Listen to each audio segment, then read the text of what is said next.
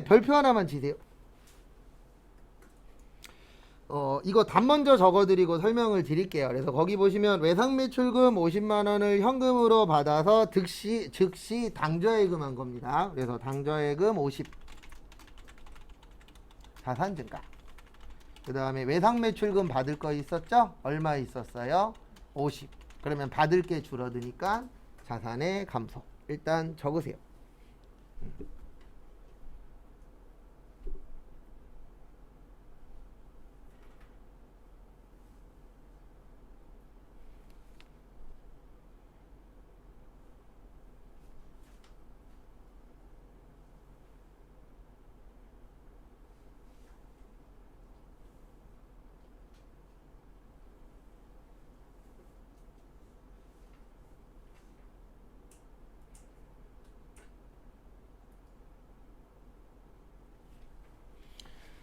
그래서 원래 답은 이거예요. 원래 답은 뭐냐면 차변에 현금 50.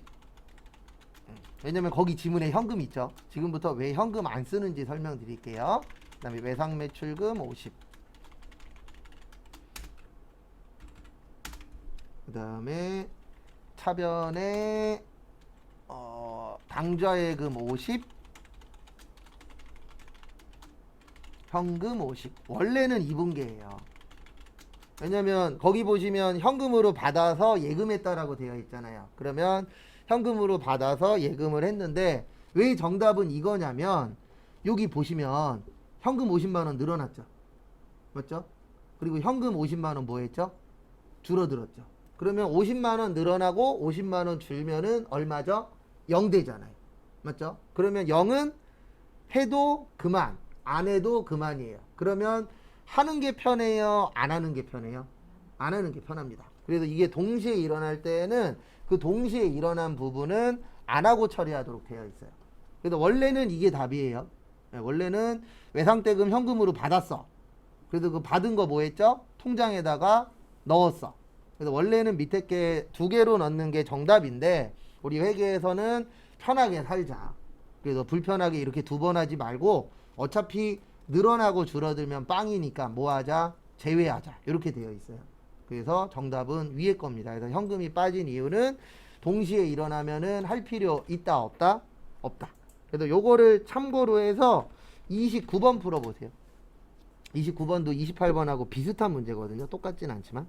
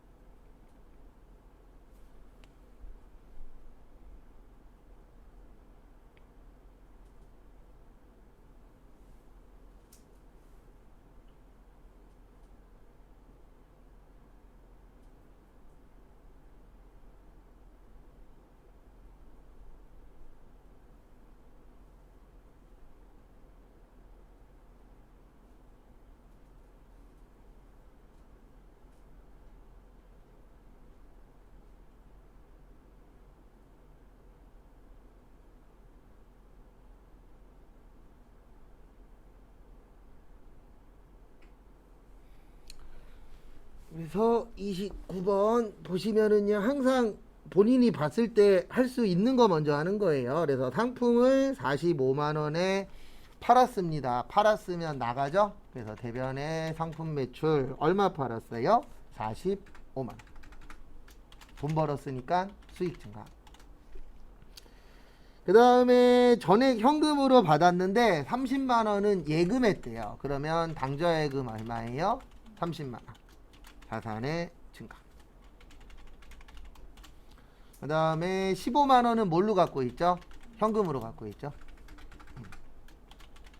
그래서 원래는 45만원 받아서 30만원은 통장에 넣었는데 어차피 45만 원 받아서 30만 원 넣었으면 15만 원만 남는 거잖아요. 그래서 남는 것만 처리하시고 늘어났다 줄어드는 거는 생략하셔도 됩니다.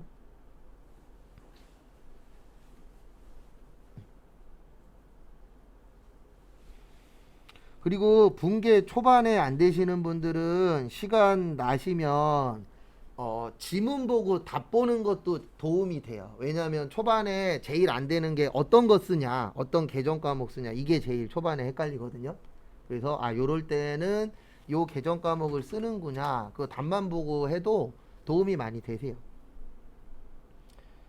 그 다음에 30번은 저기에다 밑줄 치세요. 현금으로 받다.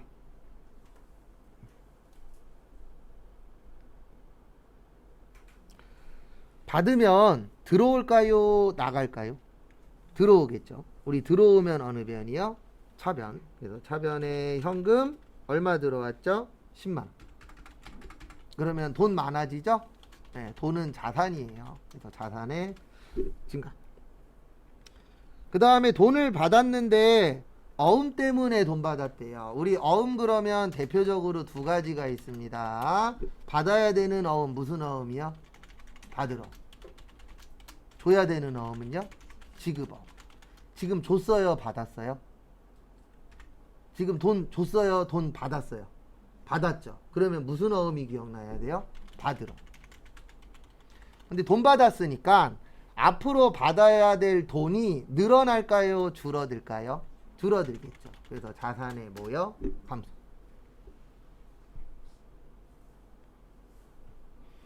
그리고 당연히 처음에 잘 안 됩니다. 절대 그게 잘못된 거 아니에요. 근데 안 되는 걸 되게끔 노력은 좀 해주셔야 됩니다. 처음부터 다 잘 되면 좋은데 과연 그런 사람이 몇 명이나 되겠어요?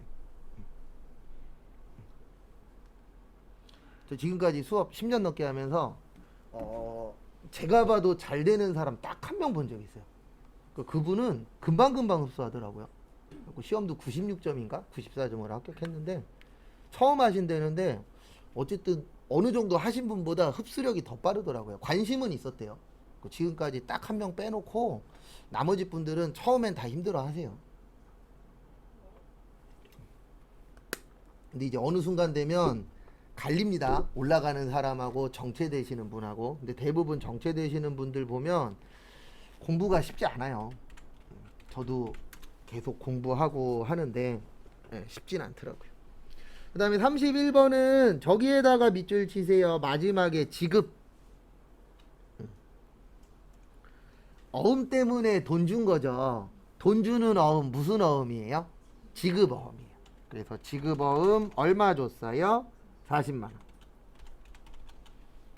그리고 돈 줬으니까 부채가 늘어날까요? 줄어들까요? 줄어들겠죠. 그래서 부채 뭐요? 감소. 그러니까 나중에 이렇게 돼야 돼요. 지급어음은 부채야. 부채가 많아졌으면 어느 변이요? 대변. 왜냐면 부채의 증가 대변이니까. 근데 지금은 돈 줬잖아요. 돈 주면 부채가 늘어나요? 줄어들어요? 줄어들죠. 그럼 부채의 감소니까 어느 변이요? 차변. 그 다음에 뭘로 줬죠? 수표 발행했대요. 수표 발행하면 무슨 예금? 당좌 예금. 왜냐면 우리 수표 발행하기 위한 예금이 당좌 예금이었잖아요. 그래서 자산의 감소. 근데 실무 가시면 당좌 예금 쓰시는 분들 많지는 않습니다. 왜냐면 당좌 예금 쓰려면 규모가 어느 정도 좀 커야 돼요. 다 돈이라. 우리 수표 돈처럼 쓰잖아요.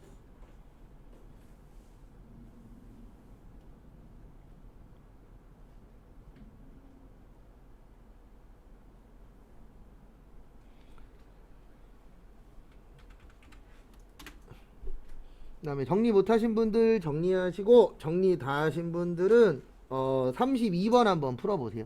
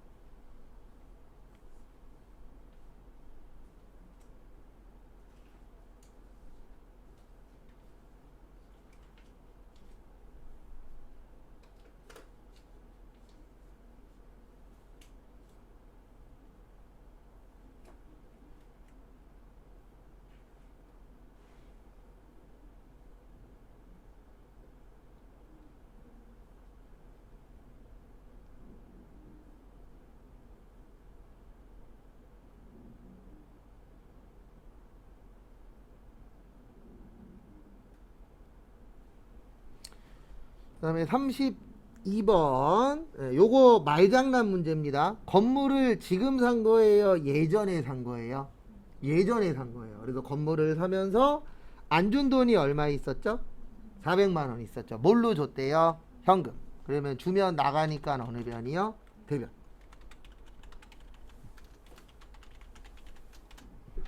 그리고 문제 푸실 때 틀리는 거에 대해서 너무 불안해하지 마세요. 틀릴 수 있습니다. 그래서 저희 연습하는 거잖아요. 그 다음에 차변에 거기 보시면 건물은 파는 거예요? 쓰는 거예요?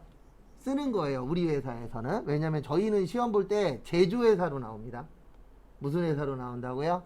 제조회사. 그러면 건물은 영업용이라고 보시면 돼요. 회사에서 우리가 요거를 사용하는 겁니다. 그러면 외상매입금이 맞아요? 미지급금이 맞아요? 네, 미지급금이 맞아요. 그래서 거기 미지급분이라고 준 게 힌트예요. 그리고 돈 갚았으니까 부채는 뭐한다? 줄어든다.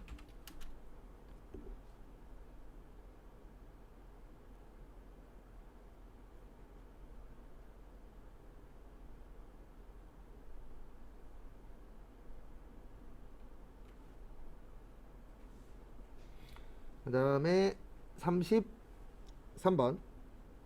33번 죄송한데 문제를 조금만 바꿀게요. 왜냐면 그냥 대여금은 없어요. 네, 무조건 단기 대여금이나 장기 대여금 이렇게 나눠줘야 됩니다. 왜 그러냐면 저희는 분개만 하고 끝나는 게 아니거든요. 입력을 해야 되는데 대여금이라고 치면 무조건 단기나 장기로 나눠주셔야 돼요. 여긴 없는데 그냥 단기로 볼게요. 지금 저희는. 우리 시험 때는 나옵니다. 이게 단기인지 장기인지 명칭으로 주던가 아니면 힌트를 줘요. 이거 뭐 몇 년 이상 뭐 이런 식으로 나옵니다.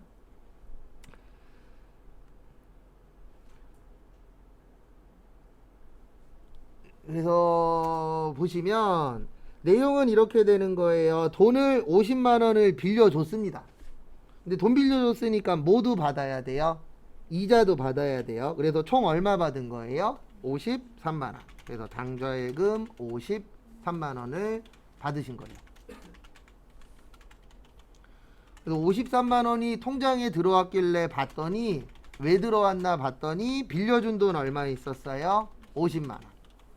그러면 빌려준 거 받았으니까 앞으로 받을 건 늘어나요? 줄어들어요? 줄어듭니다. 그래서 자산의 감소.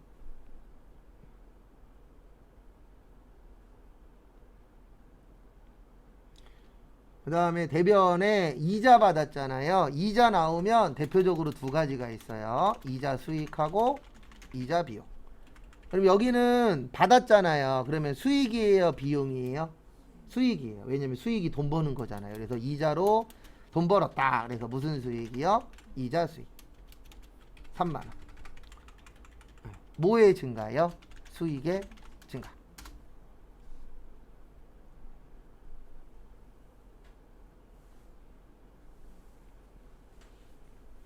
우리 제가 분계 잘 안 되시는 분들하고 매번 대화할 때마다 답은 항상 똑같아요. 이게 헷갈리는 겁니다. 뭘로 써야 될지. 53만 원이야 계산기로 두드리면 나오잖아요.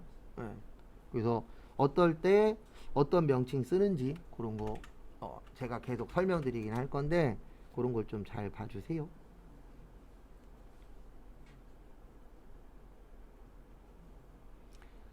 그 다음에 34번은 저기에다가 밑줄 좀 쳐주세요. 보험료.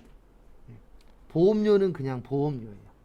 우리 일반적으로 보험료라고 표현하잖아요. 그래서 보험료는 그냥 보험료로 처리하시면 됩니다. 그래서 이렇게 하시면 되세요. 차변의 보험료 얼마 냈죠? 25만원 비용의 증가. 그 다음에 뭘로 드렸어요?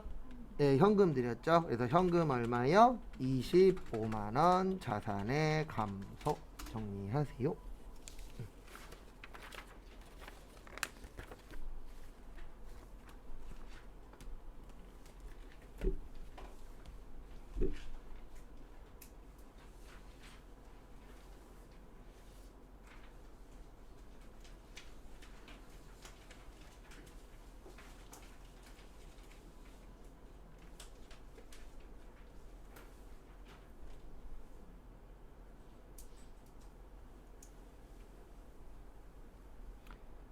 그다음에 좀 전에 나눠드린 거 이제 풀 건데 앞에 잠시만 봐주세요. 저희가 좀 전까지 연습한 거는 이제 그냥 요런 게 붕괴다라고 본 거고, 지금부터는 이제 시험에 맞출 거예요. 그래서 추가가 되는 게 두 가지가 있습니다. 하나는 뭐냐면 첫 번째는요, 채권하고 채무에다가 거래처 쓰셔야 돼요. 뭐 써야 된다고요? 거래처. 이거 왜 써야 되냐면, 내가 만약에 친구 중에 A한테 돈을 빌렸어. 그러면 이 돈은 A 거잖아요. 라고 체크를 해줘야 돼요. 그래야 내가 누구한테 얼마를 줄 것이냐, 누구한테 얼마를 받을 것이냐 알아야 돼요, 몰라야 돼요? 알아야 되죠. 그래서 채권 채무에다가 거래처를 넣어야 됩니다. 그러니까 이런 거예요. 내가 A한테 팔았는데 돈 못 받았어. 그러면 이 못 받은 돈은 누구 거예요? A 거야 라고 알고 있어야 되잖아요. 그래야 나중에 A한테 전화해서 돈 내놔 라고 하겠죠. 그래서 거래처를 쓸 거고, 그 다음에 두 번째로 비용을 쓰실 때 이제 앞으로 500번대하고 800번대하고 900번대를 구별을 해야 돼요. 왜냐면 이건 이제 시험용으로 맞추는 거예요. 그래서 5라고 쓰면은 제조 원가입니다. 그래서 제조 원가는 여기하고 관련된 거예요. 공장 생산. 그래서 우리 만약에 여러분들이 제조회사 가시면 비용 넣을 때 공장 거 비용이랑 사무실 거 비용이랑 나눠야 돼요. 왜냐면 공장에서 들어간 돈은 원가로 들어가거든요. 근데 사무실에서 쓰신 분은 공장에 들어가면 돼요, 안 돼요? 안 돼요. 그래서 구별을 해 주셔야 돼요. 그 다음에 앞으로 제가 앞에다 8이라고 쓰면 요건 판매비와 뭐예요? 관리비예요. 그럼 우리가 물건 팔고 관리하는 건 공장에서 해요, 사무실에서 해요? 사무실에서. 그래서 본사, 뭐 사무실, 뭐 영업부 이런 식으로 나오면은 8이라고 쓸 거고요. 그 다음에 9라고도 있어요. 제가 좀 이따 보여드릴게요. 그래서 9는 영업 외예요. 그래서 영업과 관련이 없는 거. 그래서 이렇게 5, 8, 9로 나눌 겁니다. 근데 시험 문제는 주로 5하고 8이 많이 나와요.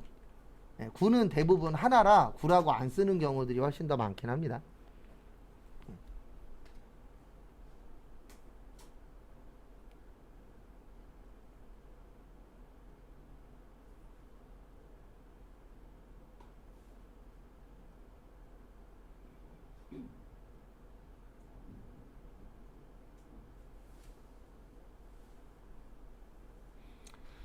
그래서 이렇게 구별해야 되는 이유는 이제 저희가 빠르면 다음 주, 늦으면 이제 다다음 주에 실기를 해요.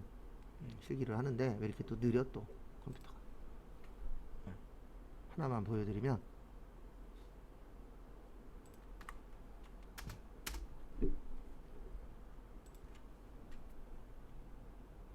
저희가 이제 이렇게 프로그램에다 나중에 입력을 할 거거든요. 그럼 만약에 수수료야, 그러면 여기에다가 수수료라고 치면 이렇게 많이 떠요. 그러면 5라고 하면은 여기 몇으로 시작하는 거예요? 5. 8일 때는 여기 몇으로 시작하는 거예요? 8. 9면은 여기 몇으로 시작하는 거예요? 9. 이런 식으로 나누어서 등록을 해야 돼요. 참고로 계정 과목 맞아도 번호 틀리면 틀리거든요. 그래서 5, 8 요거 구별하는 거를 이제 앞으로 연습을 할 겁니다. 왜냐면 시험 때도 그렇고 실무에서도 이거 구별하는 게 되게 중요하거든요. 우리 프로그램은 제가 나중에 까는 방법 다 알려드릴 거예요. 까는 거 되게 쉬워요. 회원가입 안 해도 깔리더라고요, 보니까. 그 다음에 거기 붕괴를 할 건데 일단 1번부터 5번까지는 같이 할게요. 그리고 나머지 15개는 풀고 맞추고 이렇게 진행을 할 겁니다. 그래서 같이 한번 또 보시면은요, 일단 1번 저기에다 밑줄 치세요. 계약. 계약은 아무것도 아니에요. 함정입니다. 그래서 여기까지는 함정이에요. 계약하고까지는 함정이에요. 왜 그러냐면 우리 거래가 아닌 것에 계약, 약속, 주문, 보관, 채용, 담보 이런 것들은 거래가 아니에요. 왜 거래가 아니냐면 우리가 계약했다 그래서 늘어나는 거 있어요? 없죠? 네. 그래서 무조건 이게 거래가 되려면은요, 늘어나거나 줄어드는 게 있어야 돼요. 네. 근데 계약은 늘어나거나 줄어드는 게 있다 없다? 없다. 그래서 계약하고까지는 함정이고요. 그 뒤에만 이해하시면 됩니다. 그래서 계약금 10만 원을 현금으로 뭐 했대요? 받았대요. 그러면 차변에 현금 얼마 받았다고요? 10만 원. 자산 증가.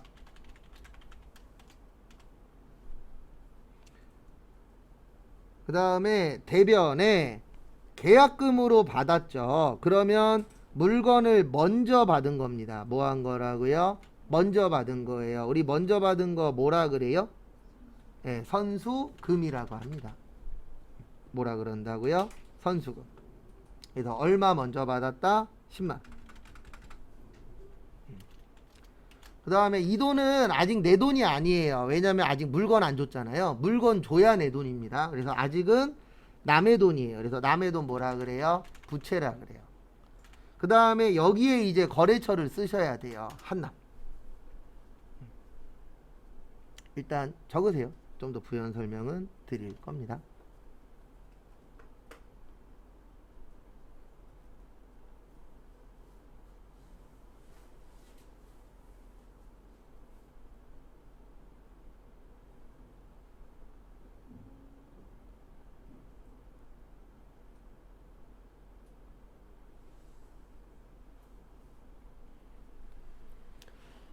그래서 요거 거래처 쓰는 이유가 뭐냐면 먼저 받았잖아요. 그러면 누구한테 먼저 받았는지 알아야 돼요? 몰라도 돼요? 알아야 됩니다. 그래야 나중에 그 사람한테 돈 받을 때 요거 빼고 받을 거 아니에요. 네. 그래서 얘는 채무예요. 뭐라고요? 채무. 그래서 거래처를 쓰셔야 됩니다. 그 다음에 선수금의 반대가 선급금이에요. 선급금 나와도 뭐 쓰셔야 돼요? 거래처 쓰셔야 돼요. 왜냐면 누구한테 먼저 줬는지 알아야 돼요? 몰라도 돼요? 알아야 되죠. 그래도 거래처 쓰는 게 헷갈리면 이렇게 생각을 해보세요. 요거 누구랑 주고받을 건지 알아야 되나 몰라도 될까? 그래서 알아야 돼. 그러면 거래처 쓰시면 돼요. 그리고 나중에 이 얘기 더 드릴 건데 뭐냐면 이거는 시험용이에요. 모르겠으면 거래처 쓰세요. 네. 근데 다 쓰란 얘기는 아닙니다. 헷갈리는 것들이 있어요? 없어요? 있죠. 그런 거에는 거래처 쓰셔도 돼요. 그 다음에 2번은 요거 한번 해보세요. 여기에서 키포인트는 가로입니다. 소모품 B로 처리해라라고 되어 있죠. 요거 1번 정리하시고 2번 한번 해보세요.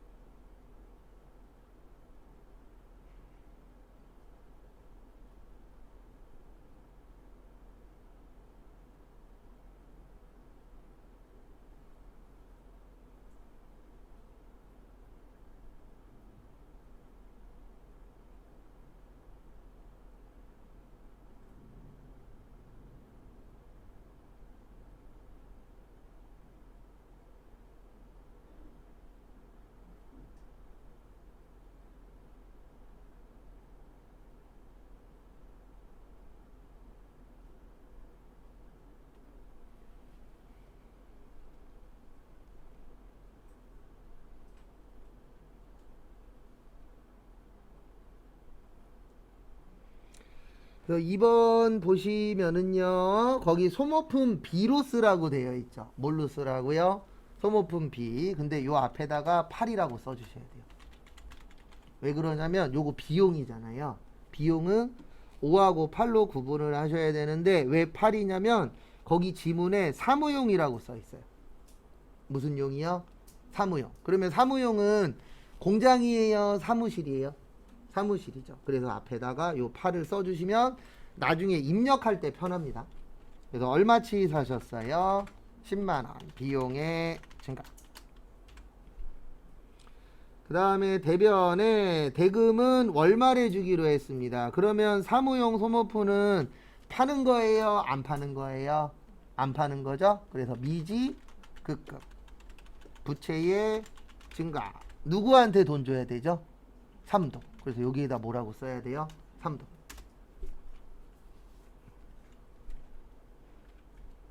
다음에 3번도 한번 풀어보세요. 정리하시고.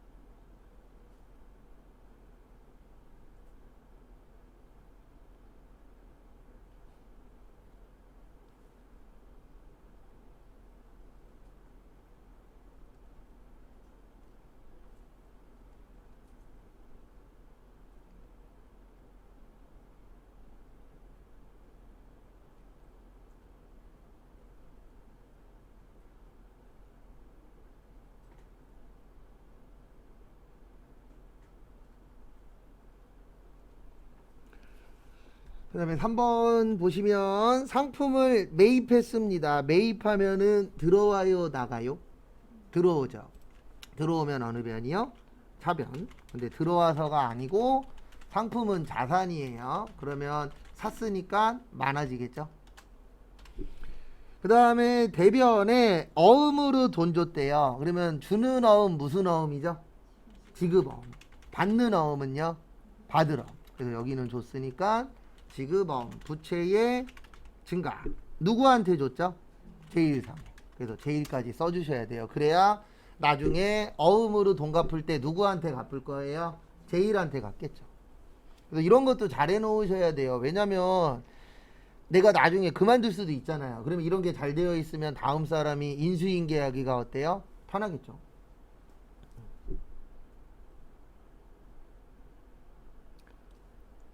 그 다음에 4번은 저기에다 밑줄 치세요. 근로소득세. 그래서 요건 조금 부연 설명을 좀 드릴 겁니다. 우리가 돈 주고 받을 때 세금 떼는 걸 원천징수라 그래요. 뭐라 그런다고요? 원천징수. 그래서 원천징수는 두 가지가 있습니다. 돈 줄 때는 예수금, 그 다음에 돈 받을 때는 선납세금. 그 다음에 선납세금은 저희 시험에서는 일단 두 가지만 나와요. 이자 받을 때랑 법인세 내실 때, 법인세 중간예납할 때. 지금 거기 4번 보시면 세금을 떼었죠. 근데 왜 떼었냐면은 월급 줄 때 떼었잖아요. 그러면 월급 줄 때니까 이때는 뭐가 기억나셔야 돼요? 예수금이 기억나야 돼요. 왜냐면 예수금의 뜻이 뭐냐면 수금의 뜻이 뭐죠? 돈 받는 거죠. 맞죠? 그래서 예수금의 뜻은 세금 내려고 돈 받는 거예요. 뭐 내려고요? 세금 내려고. 그래서 내용은 이렇게 되는 겁니다. 거기 종업원 급료라고 되어 있죠. 예, 급여라고 해요. 우리 회계에서는. 그래서 60만 원. 비용 증가. 그리고 이거를 뭐라 그러냐면 세전이라 그래요. 그래서 이분은 세금 떼기 전에 얼마 받는 거예요? 60. 그 다음에 세금 얼마 떼었다고요? 3,500원. 그 세금 떼는 걸 뭐라 그런다고요?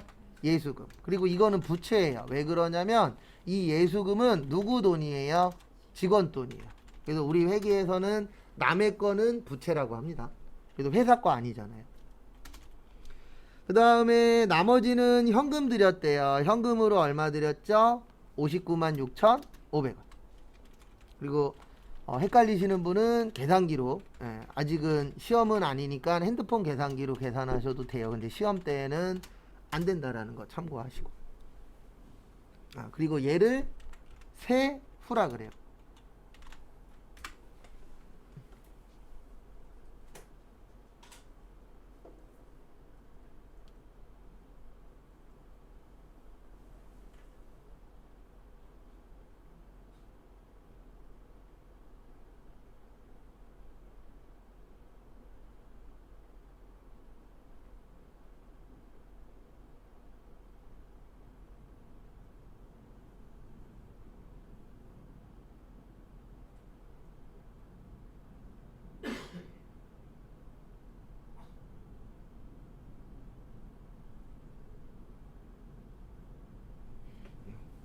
그래서 간단하게 설명을 한번 더 드리면, 우리가 이제 월급 얼마 받기로 했다. 그게 뭐예요? 대부분 세전이죠.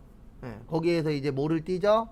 세금을 띱니다. 그리고 이제 내 통장에 들어오는 게 뭐예요? 세후 금액이죠. 그래서 우리는 요게 중요하긴 합니다. 맞죠? 내 통장에 얼마 들어오냐. 그래서 그런 분들도 있어요. 이거 실제 앞으로도 많을 거고 예전에도 있었는데 우리가 연봉이라고 표현하죠. 연봉이 몇 년 동안 받는 거예요? 1년 동안 받는 건데 회사마다 다 달라요. 원래 제일 좋은 건 이게 가장 베스트예요. 만약에 연봉 3,600이야. 이걸 몇으로 나눠요? 12로. 그러면 월 300이 되는 겁니다. 이게 가장 베스트인데 어떤 회사는 13수로 나누는 회사도 있어요. 13수로 나누면 뭐 포함이죠? 퇴직금 포함. 그 다음에 18도 있어요. 18은 500% 보너스입니다. 그런 데도 있어요, 실제. 그리고 18로 나눠. 그러면은 13까지는 저거 포함이에요. 뭐 포함이냐면은 저거, 퇴직금 포함이고, 나머지 5가 뭐냐면은 보너스예요. 일명 상여금. 그래서 어떤 달은 월급이 적고, 상여금 나오는 달은 월급이 많고, 이런 회사들도 있어요. 그래서 꼭 나중에 취업된 다음에 우리 근로계약서 쓰잖아요. 근로계약서 쓸 때 그거는 알고 계셔야 돼요. 뭐는 알고 계셔야 되냐면 내가 1년 동안 얼마 받는지, 그 다음에 이게 퇴직금 포함인지 아니면 퇴직금 별도인지, 그 다음에 거기에 상여도 있는지 요 정도는 알고 계셔야 돼요. 왜냐면 간혹 가다 보면은 저도 회사 다닐 때 잠수 타신 분이 계시거든요. 왜 잠수 탔냐면 이게 저 다니던 데도 보너스 포함이었어요. 그러니까 어떤 달은 많이 들어오고 어떤 달은 조금 들어오는데 그 첫 달이 적게 들어가는 달이었어요. 보너스가 없는 달.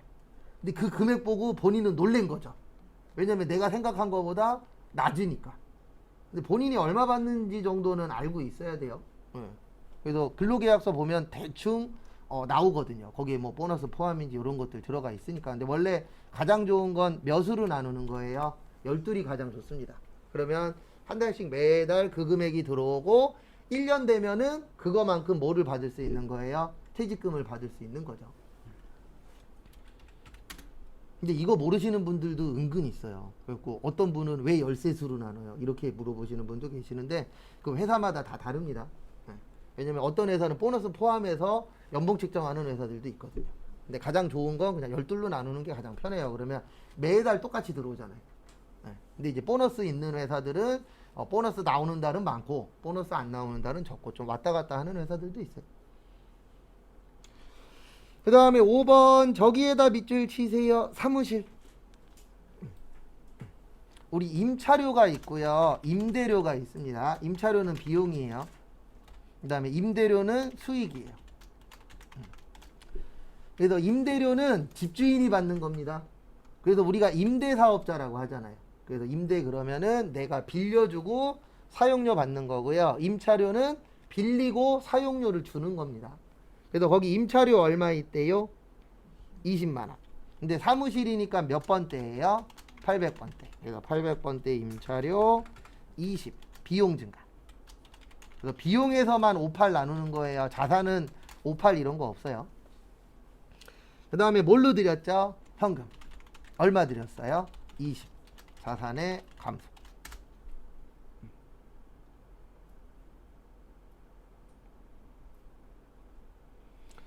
그리고 농담 반 진담 반으로 하는 얘긴데요. 시험장 갔는데 어디 쓸지 모르겠어. 그러면 임차에 여기 뭐라고 되어 있죠? 차. 어느 변에 쓰세요? 차변에. 얘는 뭐라고 되어 있어요? 대라고 되어 있죠. 어느 변에 쓰세요? 대변에. 그러면 90% 맞아요. 참고로 제가 앞으로 사이사이에 찍는 방법도 알려드릴 거예요. 근데 이건 아셔야 돼요. 찍는 건 100은 아니에요. 한 8, 90% 정도는 그 찍는 걸로 풀면 맞습니다. 10개 중에 8, 9개 맞는데 반대일 경우들도 있어요. 왜냐면 증가가 있으면 뭐도 있죠? 감소도 있죠. 그래서 100은 아니에요. 그래서 진짜 모를 때는 임차료, 임대료 나왔는데 어디 쓸지 모르겠어. 그러면 임차료는 차변에 쓰고 임대료는 대변에 쓰면 10개 중에 8, 9개 맞아요. 근데 권장하진 않습니다. 저도 찍는 걸 사랑하진 않아요. 왜냐면 제가 찍어서 떨어져 본 적이 있기 때문에. 그리고 되도록이면 푸는 걸 알려드리는데 또 잘 안 풀리는 거는 찍는 방법도 알려드릴 거예요. 그리고 수강생이 만든 찍는 방법도 있어요. 나중에 알려드릴 건데 수강생분이 잘 만든 거 하나 있어요. 답은 맞아요. 그대로 풀면. 이해는 못하는데 답은 맞더라고요. 그 다음에 6번까지 풀고 마무리하겠습니다. 저기에다 밑줄 치세요. 승용차. 우리 앞으로 공부하면서 이거 엄청 나와요. 자동차. 네. 그리고 올해 안에 시험 문제에 자동차 관련된 거 원래 잘 내는데 무조건 나올 거예요. 왜냐하면 지금 정부가 법인용 차량 색깔을 바꾼다라고 발표했죠. 네. 대부분 그 번호판이 하얀색이잖아요. 근데 이제 다른 색이면은 회사 차입니다. 네. 근데 지금은 회사 차를 자기 차인 것처럼 이렇게 끌고 다니시는 분들 있어요? 없어요? 있죠. 그거 줄이겠다고 이제 번호판에 색깔 넣는 거 확정됐어요. 그래서 자동차 관련된 거 원래 잘 내는데 무조건 나올 거예요. 올해 꽤 많이 나올 것 같아요. 원래 1년에 한 2-3문제 나오거든요. 저희가 1년에 6번 시험 보는데 요번에는 한두 번 더 나오지 않을까. 그래서 자동차 나오면 두 가지예요. 차량 운반구하고 차량 유지비. 이거 두 개밖에 없어요. 개정 과목이. 근데 여기는 자동차를 샀잖아요. 대부분 자산은 보유하고 있는 거예요. 그럼 우리 차 사면은 바로 끝이에요? 가지고 있어요? 가지고 있죠. 그래서 요때는 요걸 쓰는 거예요. 차량 뭐요? 운반구. 얼마 주고 사셨어요? 1,500. 그래서 자산의 증가. 그 다음에 외상인데 이거는 팔 거 아니기 때문에 미지급금 처리하셔야 돼요. 그래서 미지급금 1,500 부채 증가. 무슨 자동차요? 좋은 자동차. 그래서 마무리 하시기 바랍니다.